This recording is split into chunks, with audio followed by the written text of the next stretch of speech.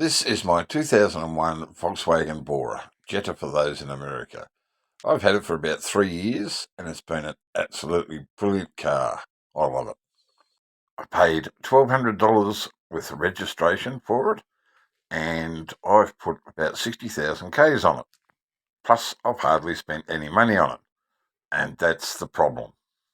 I never had the money to be able to spend on it, and therefore things were left and now they need doing, and it's a fair dollar to do it, and the car has to come off the road, which I just can't do. So, being a bit more financial, I've been looking around for another car, and I found one, and this is where I get screwed. Now, I didn't get scammed in the sense of car scams that you see going around. I got screwed by the owner and the person that was trying to sell it. I bought the car on the 12th of June. It is now the 30th of July, and I still can't drive it.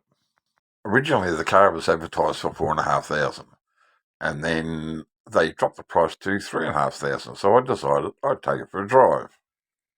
I was very happy with the drive. I got all the particulars, and then said I'd be in contact. And I went home and did all the checks on it to see if any money was owing, whether it had been in an accident, all that sort of stuff. And then I came back to them with an offer of 2,500, not expecting them to accept it, but they did. And I was bloody happy. The person that owned the car lived in China and had gone back to China, expecting to come back to Australia, and I wasn't going to, so she had to sell the car, and her roommate was selling it for her. Communication was definitely a barrier, and but it ended up, we did the deal. She said she didn't want to sell it with the rego, and she wasn't there to sign the papers to let me transfer it. I went to the registration office and they said if the flatmate brings in the plates, they'll cancel the rego and I'll be able to re-register it in my name the next day. They dropped the car off, I paid them the cash, and they took the plates. And 3 days later, I went into the rego office to register the car in my name, and the car was still registered. The flatmate would not answer my calls or messages, and I had no idea where they actually lived because we met up in a park, for her safety.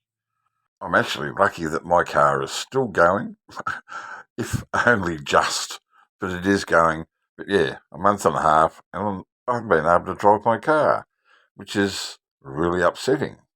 But then, what did I get?